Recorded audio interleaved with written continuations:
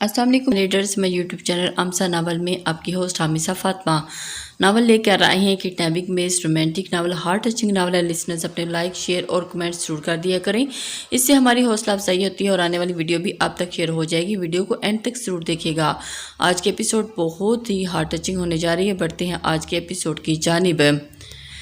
اس کے مطابق شخص ظاہری طور پر جس قدر شاہانہ پرسنالٹی کا مالک تھا، وہ اسی طرح سے بہت ہی ایک پرذوق انسان تھا کہ وہ ایک اب نارمل شخص تھا جس کے بس میں خود کو اپنے آپ کنٹرول کرنا نہیں تھا۔ حرمت نے اپنے جان سے پیارے بھائی جان کا ماں رکھنے کے لیے نکاح تو کر لیا تھا، مگر اس کا اب رشتوں پر سے اعتبار بالکل ہی اٹھ گیا تھا۔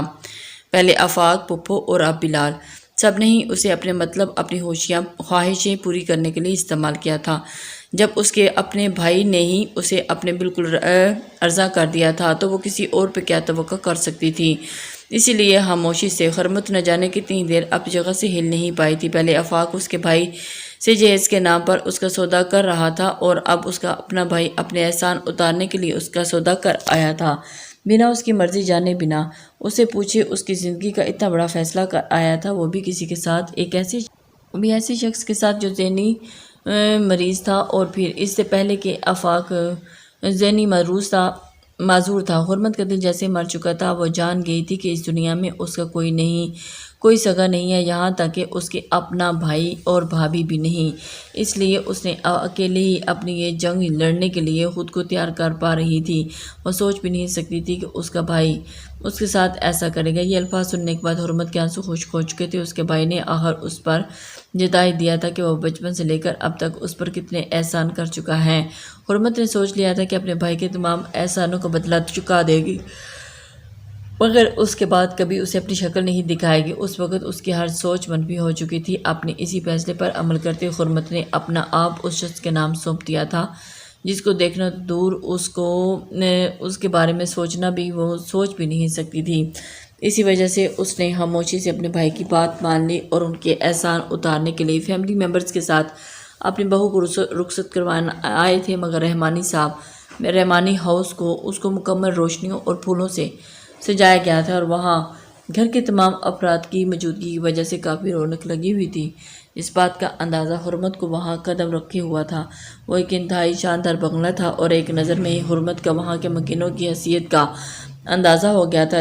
چند ایک رسموں کے بعد اوپر ایک بڑے سے شاندار جدید آرائش سے سجے ہوئے روم میں اسے لایا گیا تھا اور اس کو دیکھتے ہی اس کی حیرت گم ہو چکی تھی۔ وہ سوچ بھی نہیں سکتی تھی اس کی سوچ سے بھی بڑا اس کا روم ہو سکتا ہے۔ اور دروازہ بند ہونے کی آواز پر حرمت نے سر اٹھا کر اوپر دیکھا تو ارد گرد کا جائزہ لیا اور اس کا دل گھبراہٹ کے مارے بری طرح سے دھڑک رہا تھا۔ وہ نہیں جانتی تھی کہ اب آگے کے حالات کیا ہونے والے ہیں، اس کی زندگی کون سا نیا رخ لینے والی تھی۔ وہ بالکل بھی اس چیز سے انجان تھی، اسے کچھ بھی نہیں پتا تھا کہ اس کے ساتھ کیا ہونے والا ہے۔ زندگی نے اس کے ساتھ کیسا جوا کھیلا، مجھ سے مزید اب یہ حالت نہیں دیکھی جاتی۔ عائشہ چہرے پر خوشی کے تاثرات سے جائے نم آنکھوں سے مسکرائی تھی۔ ایسے ہی ہوگا، ابھی آپ نے حرمت کو دیکھ کر یزدان کے چہرے پر اتاری ری ایکشن نہیں دیکھا نا؟ اگر ایک بار دیکھ لیتی تو میری طرح 100% پر امید ہوتی۔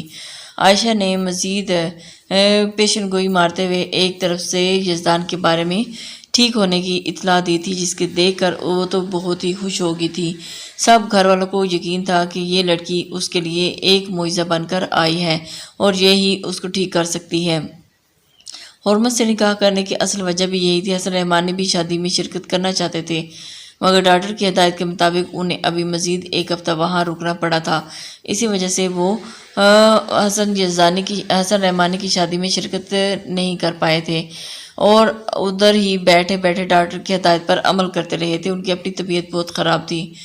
بیڈ کے بالکل سامنے والی وال پر ایک انتہائی شاندار شخص کی تصویر لگی ہوئی تھی۔ گاڑی میں بیٹھے حرمت نے اپنے شوہر کی ایک ہلکی سی جھلک دیکھی تھی، جس سے اسے یہ اندازہ ہو گیا تھا کہ یہی یزدان رحمانی ہے۔ تصویر میں ایک اس کا وجیح چہرہ سپاٹ سا سخت تاثر لیے ہوا تھا، جیسے یہ شخص ہنسنا بھی جانتا نہ ہو۔ اس کی مغرور آنکھیں مقابل کو ایک وار سے بے بس کرنے کی طاقت رکھتی تھی۔ حرمت نے گھبرا کر چہرہ موڑ لیا تھا، جیسے وہ تصویر میں نہیں حقیقت میں اس کے سامنے کھڑا ہو۔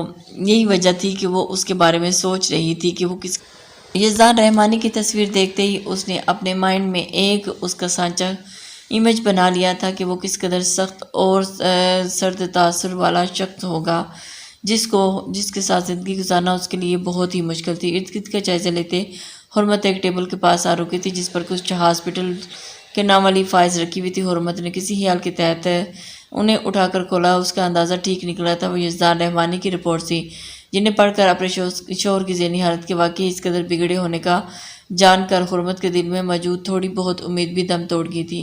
وہ ابھی وہیں کھڑی تھی جب دروازے پر ہوتی آہٹ پر فائل واپس اس کی جگہ پر رکھتے ہوئے وہ جلدی سے بیڈ کی جانب بڑھی تھی۔ وہ نہیں چاہتی تھی کہ وہ باہر سے آنے والا جو بھی شخص ہے یہ جان پاتا کہ وہ فائلز دیکھ چکی ہے اور اسے اس حقیقت سے سب آگاہی مل چکی ہے۔ خاموشی سے وہ بیڈ کی جانب بیٹھ چکی تھی اور اپنا گھونگھٹ نکالے اس نے اپنی موجودگی کا احساس نہیں دلایا تھا۔ اے لڑکی، تم میرے کمرے میں کیا کر رہی ہو؟ اچانک یزدان کے ہونٹوں پر مسکراہٹ بالکل غائب ہو چکی تھی۔ اجنبی نظروں سے حرمت کو دیکھتے اس نے جو سوال کیا تھا حرمت کو تو پہلے ہی کوئی سمجھ نہ آئی، مگر سامنے کھڑے شخص کی آنکھوں میں موجود سوال دیکھ کر حرمت کا اس وقت دل چاہا زمین پھٹے اور وہ اس میں سما جائے۔ اس کا شوہر اسے پہچاننے سے ہی انکاری تھا۔ واؤ، اس سچویشن کے لیے بالکل بھی تیار نہیں تھی۔ وہ سوچ بھی نہیں سکتی تھی کہ اس کے ساتھ اس طرح کا مس بہیو ہوگا، اور اس کا اپنا ہی شوہر جو چند گھنٹے پہلے ہی اسے بیاہ کر لایا تھا۔ یزدان کی عجیب سی نظریں اب اس کے ہونٹوں پر تھی۔ اس سے پہلے کہ حرمت کچھ سمجھتی اس سے ہاتھ بڑھا کر حرمت کے ہونٹوں پر انگوٹھا پھیرتے اس پر سجی لال لپسٹک رگڑ دی اور وہی انگلی حرمت کے سامنے کرتے عجیب سے انداز میں کہہ لگاتے مخاطب ہوا تھا، یہ کیا لگا رکھا ہے؟ حرمت ابھی اس کی پہلے والی بات پر بھی نہ سنبھلی تھی جب اس کی اگلی حرکت پر اس کی جان ہوا کے سپرد ہو چکی تھی۔ وہ سوچ بھی نہیں سکتی تھی کہ اس کے بھائی نے اس کے پر اتنا بڑا ظلم کر دیا، اس کی زندگی اجاڑ کے رکھ دی، اس کی زندگی کے ساتھ اتنا بڑا کھلواڑ کر سکتی ہے۔ مارے پیچھے خوف کے مارے پیچھے پڑے ٹیبل سے جا لگی تھی، لیکن اس وقت وہ یہ بھول گئی تھی کہ اس کا شوہر نارمل نہیں ہے۔ وہ اسے نہیں بلکہ اس کے پیچھے ٹیبل پر پڑے اپنے ٹیڈی بیئر کو اٹھانے کے لیے آگے جھکا تھا۔ حرمت اپنی جگہ شرم سے پانی پانی ہوتی ساکت کھڑی رہ گئی تھی۔ یزدان نے دوبارہ حرمت کی جانب نہیں دیکھا تھا اور ٹیڈی بیئر اٹھا کر واپس صوفے پر جا بیٹھا، جبکہ حرمت کا چہرہ اس قدر بےعزتی پر بالکل لال وہ بوکا ہو پڑا تھا کہ وہ سوچ بھی نہیں سکتی تھی کہ اس کی شادی والے دن اس کے ساتھ اس طرح اس کے ساتھ مس بہیو ہو سکتا ہے۔ جب تھوڑی دیر اسے خود پر گہری نظریں کی تپش محسوس ہوئی تھی، حرمت نے پٹ سے آنکھیں کھولتے صوفے پر بیٹھے اپنے شوہر کی جانب دیکھا تھا، مگر وہ تو ہنوز ٹیڈی بیئر سے ہی باتوں میں مصروف تھا۔ مجھے کیوں ایسا فیل ہوا؟ حرمت تھوڑی حیران ہوئی تھی، مگر پھر اسے اپنا وہم سمجھتی بیڈ گراؤنڈ سے سر ٹکاتی ہوئی ٹیک لگا کر بیٹھ چکی تھی۔ اسے سمجھ نہیں آ رہا تھا کہ وہ اب کیا کرے۔ اس کے اپنے شوہر کی حرکتیں دیکھ کر وہ ایک سن سی لاش بن چکی تھی، ایک مجسمہ جس کے اوپر منو برف لادگی ہو اور مجسمہ بن چکی ہو۔ اس کے اس سوچ سے بالکل بھی اسے حیران کر دیا گیا تھا، اور اس کے بیہیویئر کی وجہ سے اس کا دماغ بالکل معاف ہو چکا تھا۔ حرمت سوچ بھی نہیں سکتی تھی کہ یہ اس کی زندگی کے ساتھ کیسا کھلواڑ ہو چکا ہے۔ اب آنے والی زندگی اس کے ساتھ کیسی آزمائشیں لے کر آئی ہے، یہ تو حرمت نے طے کرنا تھا۔ اس نے گھبرا کر آنکھیں کھولتے پورے کمرے پر ایک نظر دوڑائی تھی، مگر اس پورے کمرے میں ان دونوں کے علاوہ کوئی موجود نہیں تھا۔ حرمت نے اب کی بار مشکوک نظریں اپنے پاگل شوہر پر ڈالی تھی۔ کیا یہ واقعی پاگل ہے؟ حرمت نے غور سے اس کی جانب دیکھا۔ وہ پہلی نظر میں اسے کہیں سے پاگل تھا، اور یہ کیسے ہو سکتا ہے کہ وہ پاگل ہو سکتا ہے؟ وہ اب اپنے ہی دل میں ذہن میں اس کے بارے میں اندازے لگانے شروع ہو چکی تھی، اور وہ کسی پوائنٹ پہ پہنچنا چاہتی تھی۔ رپورٹس دیکھ کر تو شک کی ایک گنجائش باقی نہیں رہتی۔ حرمت مایوسی سے بڑبڑاتی بیڈ سے اٹھ گئی تھی۔ اپنے سوٹ کیس سے سادہ سا ڈریس نکال کر حرمت واش روم کی جانب بڑھ گئی تھی۔ وہ جلد از جلد اس روپ سے چھٹکارا حاصل کرنا چاہتی تھی۔ ہٹو یہاں سے، یہ میرا بیڈ ہے، یہاں میرے علاوہ کوئی نہیں سو سکتا، دور رہو اس سے، اور اب اگر تم یہاں آئے تو پھر دیکھنا میں تمہارے ساتھ اچھا نہیں کروں گا۔ اس نے حرمت کو ایک دم سے دھمکی امیز لہجے میں بولتے ہوئے اسے دور ہٹا دیا تھا۔ حرمت یک ٹک اسے یوں بنی دیکھتی رہ گئی۔ حرمت تو ویسے ہی بیڈ سے اس کے ساتھ نہیں سونا چاہتی تھی، اس پاگل شخص نے اس کے لیے ہی آسانی پیدا کر دی۔ حرمت خاموشی سے تکیہ لیے صوفے کی جانب بڑھ گئی تھی۔ وہ اس وقت کریم کلر کے کھلے ٹراؤزر اور شرٹ میں ملبوس سادگی میں بھی غضب ڈھا رہی تھی، یہ جانتے ہوئے بھی اس شخص کو کہ اس کے حسین روپ میں کوئی انٹرسٹ نہیں۔ وہ پھر بھی احتیاط کے تحت دوپٹے کو اپنے گرد اچھے سے لپیٹے خود کو ڈھانپے ہوئے تھی کہ کہیں وہ پھر بھی اس کی طرف نہ بڑھ جائے، لیکن یہ تو وہ سوچ ہی نہیں سکی کہ وہ اسے اس سے کوئی غرض نہیں تھی۔ گہری نظروں میں کے حصار میں تھی۔ ہارن کی آواز پر گارڈ نے بھاگ کر آتے ہی مین گیٹ کھولا تھا۔ عمل گاڑی پورچ میں کھڑے کرتے ہوئے 160 پر گاڑی سے باہر نکلی تھی۔ گارڈ نے فوری طور پر گاڑی کا دروازہ کھولا اور عمل گاڑی سے باہر نکلی۔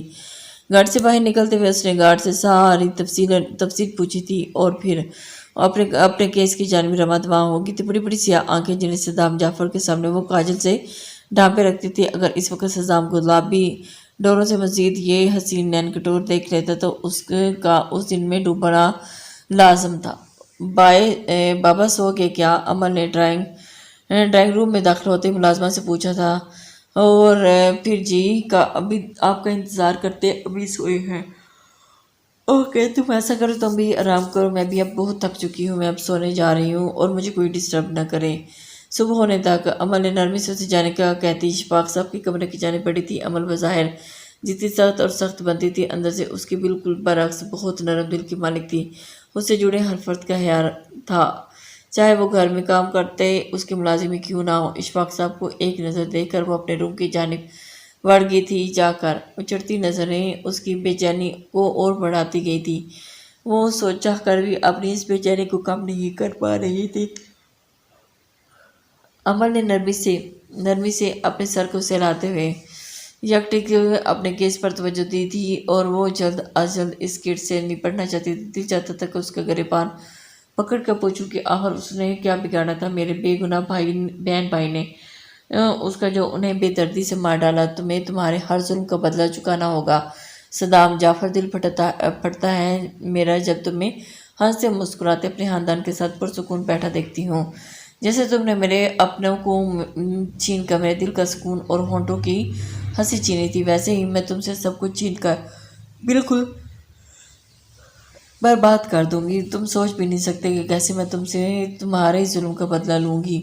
عمل جعفر کو تم جانتے نہیں ہو صدام رحمانی۔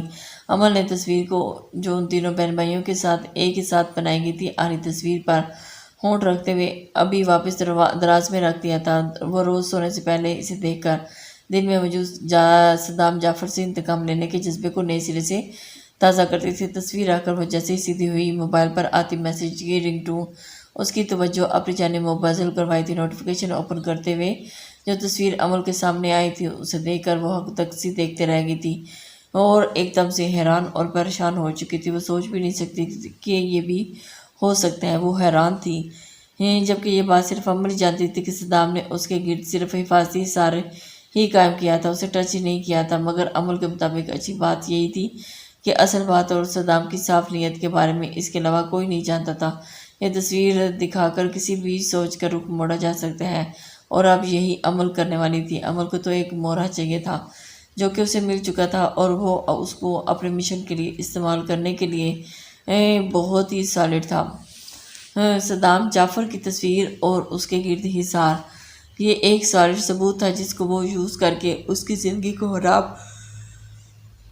کرنا چاہتی تھی۔ ایک تصویر سینڈ کر رہی ہوں میں تمہیں، کل کے اخباروں میں میرے بھیجے ہوئے کیپشن کے ساتھ ہی چھوڑ دینا اسے۔ عمل کے حکم صادر کرتے ہوئے کال کاٹتی کہ وہ جانتی تھی کہ نکاح میں ہونے اور صدام کے شانے سے لگے ہونے کی وجہ سے اس کو پہچانا تو ناممکن تھا، مگر صدام جعفر کی اس خبر کے بعد اچھی خاصی بدنامی ہونے والی تھی جس کو وہ دل ہی دل میں سوچ کر محسوس ہو رہی تھی۔ وہ تو چاہ کر بھی اس مشن کو ناکام نہیں ہونا چاہتی تھی۔ پورا روم اندھیرے میں ڈوبا ہوا تھا جس میں بڑے سے ٹیبل کے ساتھ رکھی ریوالونگ چیئر پر بیٹھا شخص اضطراب کی کیفیت میں جھولتا نہ جانے کتنے ہی سگریٹ پھونک چکا تھا۔ وہ خود کو اس وقت بے بسی کی انتہا پر محسوس کر رہا تھا۔ پورے کمرے میں سگریٹ کا دھواں اور اسمیل پھیلی ہوئی تھی۔ کسی نارمل انسان کے لیے اتنی زیادہ سگریٹ پینا اس کی صحت کے لیے اچھا نہیں تھا، لیکن اس کے باوجود بھی صدام جعفر نے اس قدر سگریٹ پی کر روم کا بیڑا غرق کر دیا تھا، اور روم میں اس قدر اسمیل تھی کہ سانس لینا دوبھر ہو چکا تھا۔ لیکن صدام جعفر کو کون سمجھاتا؟ سر جن لوگوں نے صدام جعفر پر حملہ کیا تھا وہ پکڑے جا چکے ہیں، اب آگے کیا حکم ہے ہمارے لیے؟ دوسری جانب سے جو بات اس کے کانوں میں پڑی تھی وہ اسے سن کر اس شخص کے آپس میں سختی سے پیوست احمری لبوں میں ہلکی سی جنبش ہوئی تھی۔ ان گارڈز کھلونے کی کوشش مت کرو، میں کچھ ہی دیر میں وہاں پہنچتا ہوں، تم بے فکر رہو اور میرے آنے تک کچھ بھی ایسا نہیں کرنا۔ اس اس آدمی نے اپنے گارڈز کو حکم صادر کرتا ہوا اس کو باہر کی طرف بھیج دیا تھا، اور وہ چاہ کر بھی کچھ نیا کرنے جا رہا تھا۔ صدام جعفر کے دشمن دن بدن بڑھتے جا رہے تھے۔ کچھ دیر میں اسی طرح سرور اور آنکھوں کو ٹھنڈک بخشنے کے بعد چہرے پر واپسی ہی سختی طاری کرتے وہ موبائل بند کرتا وہاں سے نکل گیا تھا۔ وہ چاہتا تھا کہ وہ اس کے بندوں کو خود سزا دے، اور یہ سب کرنے کے لیے اسے اپنے کمروں سے نکلنا پڑا اور پھر جلدی سے ان کی جانب بڑھا تھا جو اس کے گارڈز کو انہوں نے اس وقت اغوا کیا تھا۔ اس کے زیادہ تر غصہ اس کے اوپر لکھی ہوئی تحریر آ رہا تھا۔ ملک کے نامور بزنس مین جعفر صدام پرسوں رات شراب کے نشے میں دھوتے میڈیا کے سامنے اپنی سیکرٹری کے ساتھ نازیبہ حرکت کرتے پائے گئے۔ یہ الفاظ تھے کہ دیکھتے انگار جو صدام کے تن بدن میں آگ لگا گئے تھے۔ وہ جتنا اپنے دشمنوں کو ڈھیل دے رہا تھا وہ اتنا ہی شیر ہو رہے تھے۔ صدام نے سوچ ہی لیا تھا کہ وہ اب خاموش کسی صورت نہیں بیٹھے گا اور اپنے دشمنوں سے اس بدنامی کا بدلہ تو ضرور لے گا، اور اس نے اپنے دل میں یہ سوچ ہی لیا تھا کہ کسی صورت ان کو آرام سے نہیں بیٹھنے دے گا۔ مس امل کو فوراً میرے آفس بھیجیں، انٹرکام پر کہہ کر اس نے مسلسل بجتے فون کو آن کرتے کان سے لگایا۔ جی ماں، میں ٹھیک ہوں، آپ پریشان مت ہوں۔ بابا سے بات ہوئی میری؟ ابھی جب فیملی میرے ساتھ ہے تو دشمن کی یہ چھوٹی موٹی چالیں میرا کچھ نہیں بگاڑ سکتی۔ آپ بے فکر ہیں، کچھ نہیں ہوگا، یہ کسی دشمن کی چال ہے، اس کے علاوہ اور کچھ بھی نہیں۔ آپ بے فکر ہیں، سب ٹھیک ہو جائے گا، میں ابھی ٹھیک کرنے کی کوشش کرتا ہوں، آپ بے فکر رہیں۔ صدام کی اپنی ماما کو یقین دہانی کرواتے ہوئے فوراً سے فون بند کر امل کو اپنے آفس میں بلوایا تھا۔ وہ جانتا تھا کہ یہ حرکت کس کی ہو سکتی ہے۔ دیکھ، صدام سمجھ گیا تھا کہ امل بھی وہ نیوز دیکھ چکی ہے۔ مس امل، آپ بھی جانتی ہیں کہ اخبار میں یہ جو بھی بکواس چھپی ہے اس میں کسی قسم کی کوئی سچائی نہیں ہے، یہ صرف مخالفین کی جانب سے کی گئی ایک سازش ہے، مگر پھر بھی آپ کی اس ذرا سی دل آزاری ہوئی تو اس کے لیے میں معذرت کرتا ہوں آپ سے، لیکن تسلی بخش بات یہ ہے کہ اس میں آپ واضح نہیں ہے۔ یہ سب سے بڑی خوشگوار بات ہے، اور اس کے لیے اس میں آپ کو پریشان ہونے کی ضرورت بھی نہیں، اس میں آپ کی بدنامی بالکل بھی نہیں ہوگی۔ آپ بے فکر ہیں، مجھے آپ کی عزت کے اوپر ایک حرف بھی نہیں آنے دوں گا۔ میری وجہ سے آپ کے اوپر ایک بھی حرف آئے تو یہ میں برداشت نہیں کر پاؤں گا۔ آپ بھی میرے لیے باعث عزت ہیں، اور میں چاہ کر بھی ایسا کچھ نہیں ہونے دوں گا، رہا خود کو ختم کر لوں گا۔ امل بات کے اختتام پر دونوں ہاتھوں میں چہرہ چھپائے پھوٹ پھوٹ کر رو دی، جبکہ اندر ہی اندر وہ اس قدر شاندار ایکٹنگ پر خود کو داد دیے بغیر نہیں رہ پائی تھی۔ صدام امل کو اس بری طرح سے روتا دیکھ کر اپنی کرسی سے اٹھا اس کے قریب آیا تھا۔ مس امل، سنبھالیں خود کو، فکر مت کریں، میں دیکھ لیتا ہوں سب کو، آپ اس کے بعد آپ پریشان مت ہوں، میری وجہ سے یہ سب ہوا ہے اور میں ہی یہ سب ٹھیک کروں گا، پریشانی کی کوئی بات نہیں۔ مس امل، پلیز اپنے آپ کو سنبھالیں، اس طرح روتی ہوئی اچھی لگیں گی، سب دیکھیں گے تو کیا سوچیں گے آپ کے بارے میں، پلیز اپنے آپ کو سنبھالیں۔ صدام اس کو تسلی دیتے ہوئے واپس اپنی طرف کرسی پر بیٹھ گیا تھا۔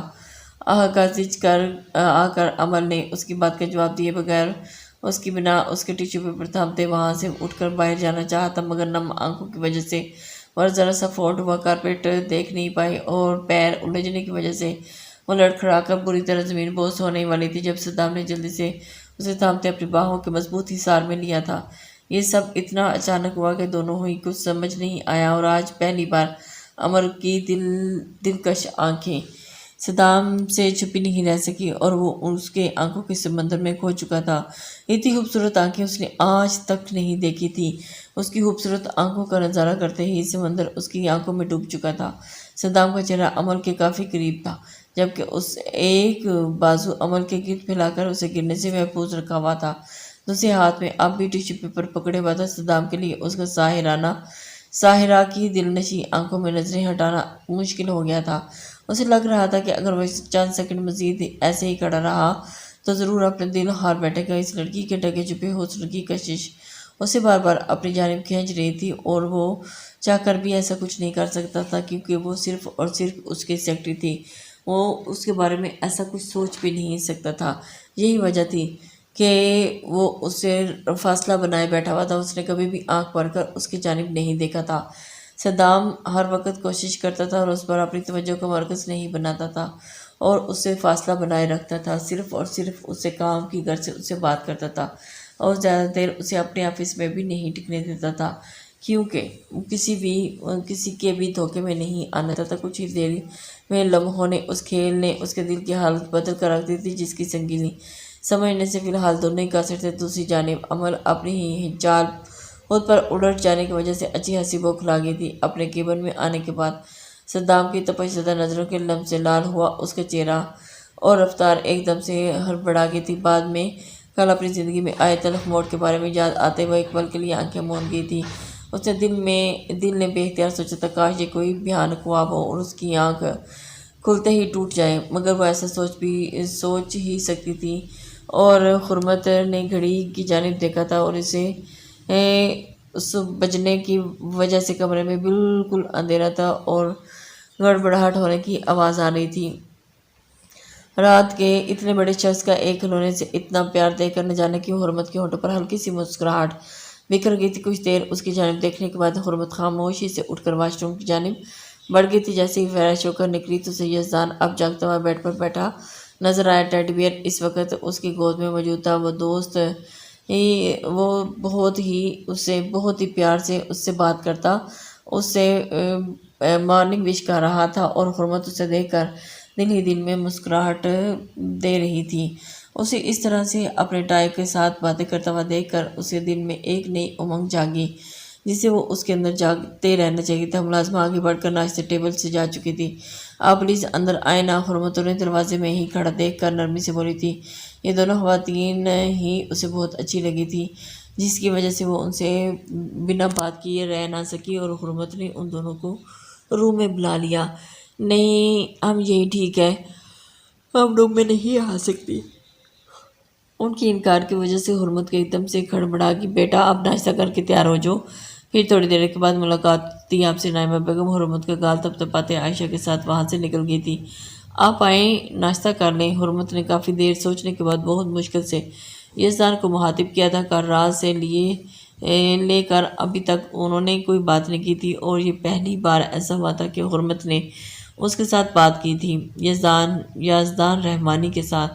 یزدان رحمانی جس سے کچھ گھنٹوں پہلے اس سے نکاح ہوا تھا۔ واٹ فیس واش میں کیوں کرواؤں؟ حرمت نے سرخ چہرہ لیا اسے گھور کر بولی، کیونکہ ممی کہہ رہی تھی کہ وہ کیا کہتے اسے، ہاں وہ بیوی ہو تم، میرے سارے کام اب تم ہی کرو گی تو کرواؤ میرا فیس واش۔ ایسے کیا دیکھ رہی ہو؟ وہ اس کی طرف دیکھ کر ہونک بنی دیکھ رہی تھی۔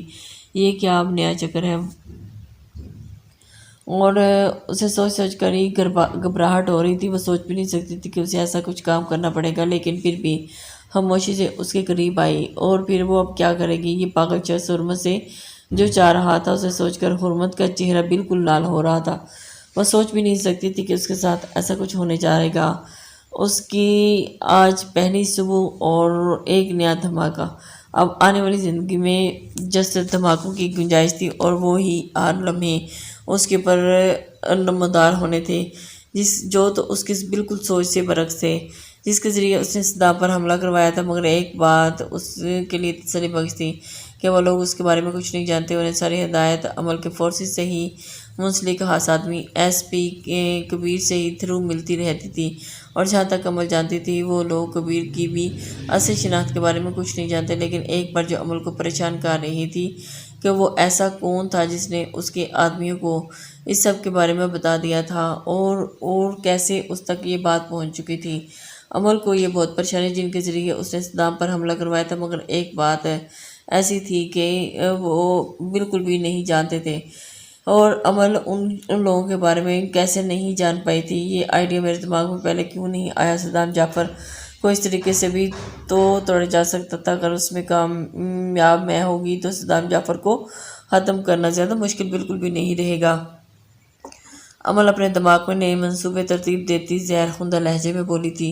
اسے ہر لحاظ سے اور ہر طریقے سے صدام جعفر کو بس توڑنا تھا اور اسے برباد کرنا تھا اور اس سے ہر ظلم کا بدلہ لینا تھا، لیکن وہ تو جانتی نہیں تھی کہ یہ ظلم اس نے کیا بھی تھا کہ نہیں، بس اپنے دل میں سوچتی وہ اپنی ظلم کا بدلہ لینے کے لیے تیار تھی اور پلان ترتیب